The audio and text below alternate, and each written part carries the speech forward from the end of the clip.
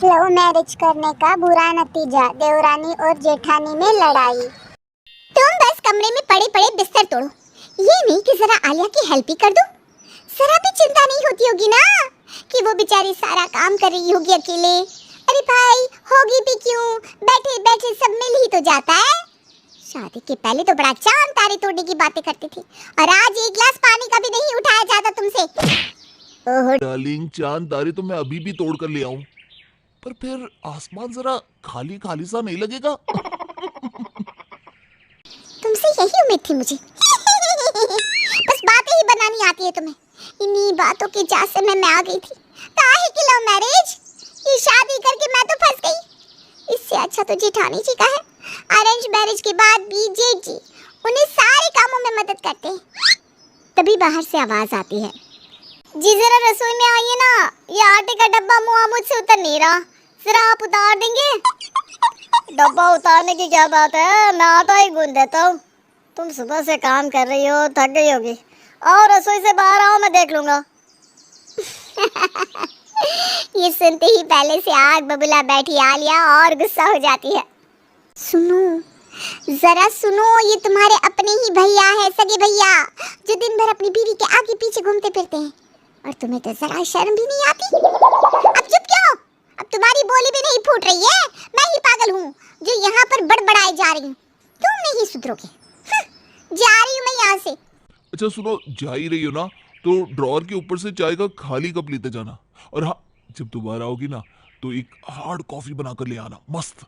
तब तक मैं एक नैप ले लेता हूँ। यूँ तो आलिया और रति देवरानी जेठानी थी, पर दोनों की किस्मत बिल्कुल अलग थी। रति की शादी को 10-12 साल हो गए थे, पर आलिया को अपने ससुराल आए अभी मुश्किल से 6 महीने ही हुए थे कि उसे अपने ससुराल में घटने वाली चीज़ों से समस्याएं होने लगी थी।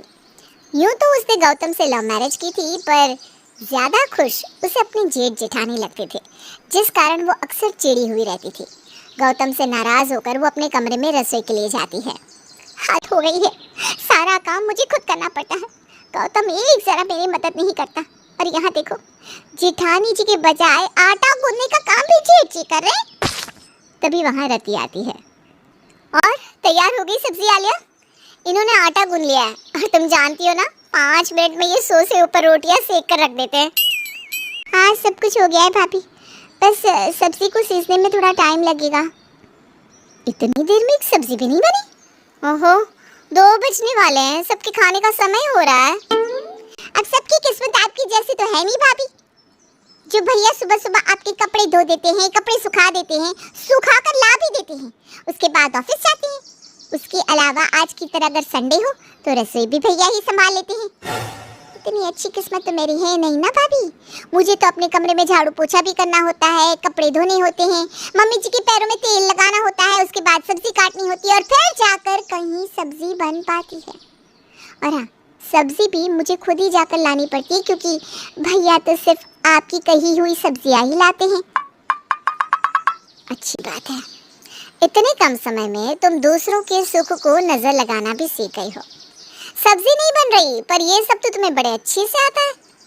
वैसे लव मैरिज की हड़बड़ी तुम्हें ही थी ना? मैंने तो नहीं कहा था कि लव मैरिज करके बेवजह से शादी करके आ जाओ। अब जब 5 साल हमसे छुपाकर अफेयर किया ही था, तो हमसे छुपाकर ये भी पता कर लेती कि लड़का घर में कोई काम करता है भी या नहीं। भाभी तो आप ही थी ना भाभी। मम्मी जी से तो क्या ही उम्मीद करूं, उनकी तो खुद ही उम्र हो गई है। आप ही 2-4 चीजें सिखा देती जैसे आपने भैया को सिखाया है। पर आप तो चाहती थी कि आपकी जो भी देवरानी आए उसका सारा समय रसोई में ही जाए, ताकि आप इधर की उधर की होने वाली गॉसिप का मजा ले सके, नहीं? बस बहुत हो गया आलिया। और रति, तुम क्या जेठानी होकर बच्ची से लड़े जा रही हो? हमारे घर में ये सब कभी नहीं हुआ, और आगे होना भी नहीं चाहिए। अब इस बात को यहीं ख़त्म कर दो, कोई इस टॉपिक को दोबारा उठाएगा नहीं, और भूल कर भी ये बात मम्मी के सामने नहीं आनी चाहिए। और जहाँ तक रही गौतम की बात, तो उससे मैं बात करता हूँ। अब से वो तुम्हारे कामों में हाथ बटा दिया करेगा। प्राण की बात मानकर कहाँ कोई चुप रहने वाला था। ये तो आलिया ने शुरुआत की थी।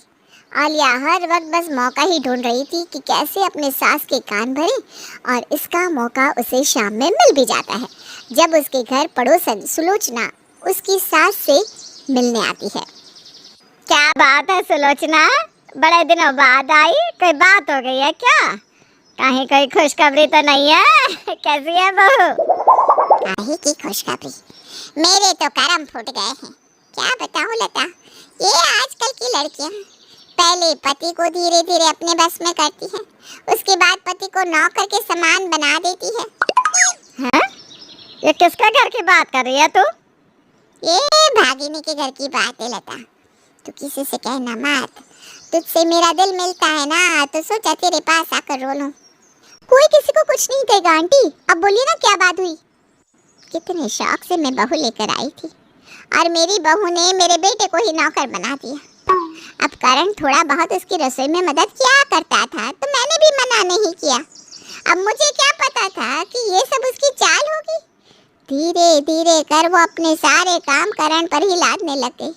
अब तो ये हाल है कि मेरी बहू दिन भर आराम से टीवी देखती है और मेरा बेटा खाना बनाता है और रात को उसके पैरों की मालिश करता है। हे भगवान, कैसे कोई औरत अपने पति से इतना काम करवा सकती है? छी छी छी छी। मेरे आने के बाद तो गौतम जी कभी रसोई में आए ही नहीं, एक कप भी नहीं उठाते हैं और ना ही मैं इन्हें उठाने देती हूँ। चिंता तो मुझे प्राण भैया की है। जिस तरह से वो भाभी के लिए सारा काम करते हैं, कहीं हमारे घर भी सुलोचना आंटी के घर वाला ही सीन ना हो जाए। मम्मी जी, ये तो क्या कह रही है छोटी बहू? और नहीं तो क्या मम्मी जी, आपको मेरी बात झूठ लग रही है क्या? हर रोज भाभी के कपड़े भैया ही तो धोते हैं, वो भी सुबह 7 बजे से पहले, ऑफिस जाने के पहले। रात को भाभी के खाने में मदद भी भैया ही करते हैं। न जाने उस थके हारे आदमी से भाभी काम करवा कैसे लेती है। मुझे तो भैया के लिए बड़ी चिंता हो रही है मम्मी जी। अरे नहीं नहीं नहीं, तो बेफिजूल ये सब कह रही है। रति ऐसी बिल्कुल भी नहीं है। वही तो मैं कह रही हूँ मम्मी जी, भाभी तो ऐसी नहीं है, पर उनकी सहेलियाँ, उनका तो हमें पता नहीं ना कैसे संस्कार वाली है कैसी नहीं। भगवान न करे मम्मी जी, कब किसकी बुद्धि कैसे पलट जाए कोई नहीं कह सकता। मुझे तो उनकी सहेलियाँ कुछ सही नहीं लगती।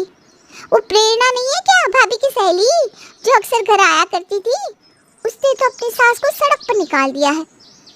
क्या जाने उनके दिमाग में कब वो लोग क्या भर दे और कब हमारे घर में आग लग जाए।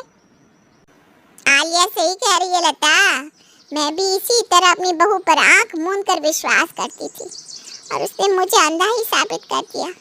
तू ना थोड़ी नजर रखा कर।